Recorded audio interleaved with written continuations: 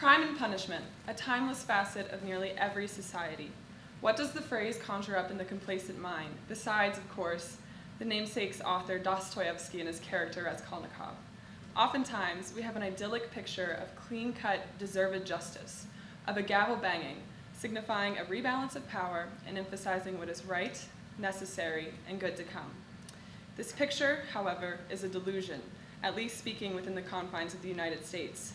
Upon examination, it begins to crack, eventually giving way to the shattering of previously held ideals. Even if you possess the smallest inkling that the American crime and punishment or justice system is flawed, chipping away at it reveals something deeply insidious and skewed. The land of the free, in short, is a misnomer at its best.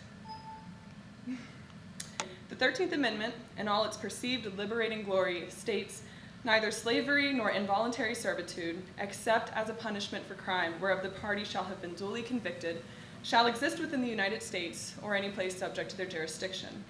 Allow me to highlight a fragment. "Except as a punishment for crime whereof the party shall have been duly convicted." That portion right there, as emphasized in the opening of Ava DuVernay's documentary 13th, brings to life a loophole justifying, to use the verbatim context, slavery except punishment for crime, to which the effect has been felt since well before 1865. Cue facts and statistics demonstrating the long-term exploitation of this power. For instance, as mentioned in 13th, in 1970, around the advent of the infamous war on drugs rhetoric, the United States prison population was around 327,000. Today, it is well over 2 million. In fact, the United States imprisons more people and endorses harsher sentences than any other country in the developed world. The United States also imprisons more minorities than any other country, even more percentage-wise than South Africa at the height of its apartheid. Michelle Alexander, author of The New Jim Crow, highlights the fact that 5.3 million Americans today are denied the right to vote as a result of past or current imprisonment. Doesn't that undermine the direct definition of a democracy? Voices are being smothered, even after death to society is being paid through time served. Exponentially more startling, however, is the racial component, acting as a primary cog in this vicious machine. Consider plain facts. More African Americans are under control today, correctional control today, than were under control of slavery in 1850. Today, more African Americans are disenfranchised or cannot vote because of felon disenfranchisement laws than in 1870, aka the 15th Amendment, aka the year the 15th Amendment was legalized, the latter of which prohibits laws that deny voting on the basis of race. Expanding upon that, Alexander points out that not only are people saddled with felony records denied the right to vote, they are off limits for juries and face legal discrimination in terms of employment, housing, public benefits, and education. Does this sound familiar? It quickly and sickeningly becomes evident that systems of oppression warp and transmogrify over time. Upon upheaval, they don a more tactful guise and become more harrowing in their ways. Simply compartmentalized, slavery gave way to de jure discrimination exemplified within Jim Crow, and Jim Crow has given way to mass incarceration in the United States today. The birth of what Alexander has fittingly dubbed the New Jim Crow is synonymous with the birth of the notorious war on drugs. In 1982, President Ronald Reagan officially began a highly charged, highly militarized campaign against drug crime and the like, the rates of which were actually dropping back then. Alexander touches on the true intentions of the war on drugs rhetoric with this. The drug war was part of a grand and highly successful Republican Party strategy of using racially coded political appeals on issues of crime and welfare to attract poor and working class white voters who were resentful of and threatened by desegregation, busing, and affirmative action. In the words of H.R. Haldeman, President Richard Nixon's White House Chief of Staff, quote, "The whole problem is really the blacks. The key is to devise a system that recognizes this while not appearing to," end quote. And that is exactly what became employed. This system involves a plethora of methods which have served to aid racial politics by demonizing black and brown people. Violent rhetoric leads to violent outcomes.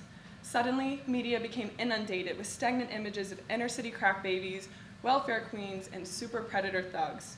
People equated and still equate drug crime with a specific neighborhood with specific people, although white Americans are more likely, in most cases, to be the ones abusing drugs. This bulwark of false, blaming media saturation thus fortified public support for the war on drugs, in turn lending further funding and militarized approaches. Soon came the normalization of harsh arrests, unconstitutional stop and frisks, and racial profiling. Racial profiling, as one facet of this charged bombast, has proven to be deadly in a number of disturbing ways. Trayvon Martin, Eric Garner, Michael Brown, Tamir Rice, Eric Harris, Walter Scott, Freddie Gray, Alton Sterling, Sam DuBose, Philando Castile, Sandra Bland. It's important to say their names, to remember, and to let it feel change. Undeserved, cruel deaths stemming from a fundamentally broken system. Policing is an entirely supplemental monster in this campaign to conserve a largely racial undercast. Do not underestimate the racial motivations behind it, and likewise, sentencing and serving. As Angela Davis says in her essay, Masked Racism, Reflections on the Prison Industrial Complex, to deliver up bodies destined for profitable punishment, the political economies of prisons rely on racialized assumptions of criminality, such as images of black welfare mothers reproducing criminal children, and on racist practices in arrest, conviction, and sentencing patterns. Colored bodies constitute the main human raw material in this vast experiment to disappear the major social problems of our time. Once the aura of magic is stripped away from the imprisonment solution, what is revealed is racism, class bias, and the parasitic seduction of capitalist profit. In this quote, she solidifies aforementioned points and leads into the next, the exploitation and profit of and from the industrial prison complex. Privatization of prisons is a very blatant example of this exploitation and profit. Prison labor is an incredibly cheap, exploitive method for prisons to profit from their inmates. Healthcare, food services, construction industries, and industries simply looking for cheap labor can all look to exploit some of the most dispossessed and disenfranchised people in this nation. Not to mention, of course, the state of our prisons. Most people return to prison after being there and end up worse for wear, to say the least. Solitary confinement, a cruel and unusual punishment, is employed as if it were normal and regular. Militarized forces work to rehabilitate people. If rehabilitation were truly the goal, wouldn't people who understand human behavior be employed, like teachers or psychologists? Instead, it fosters a vicious cycle of imprisonment that is unsparing in its mercy. Obviously, this is a topic that cannot be properly condensed into a speech such as this. Thus, let this be a wake-up call of sorts. You can no longer sleepwalk through life when you are made aware of the underhanded, oppressive systems at work right under your nose. The Land of the Free tagline masks a history of morphing, sinister racial caste systems. As Michelle Alexander says, quote, racial caste systems do not require racial hostility or overt bigotry to thrive. They need only racial indifference, as Martin Luther King Jr. warned us more than 45 years ago. Thank you.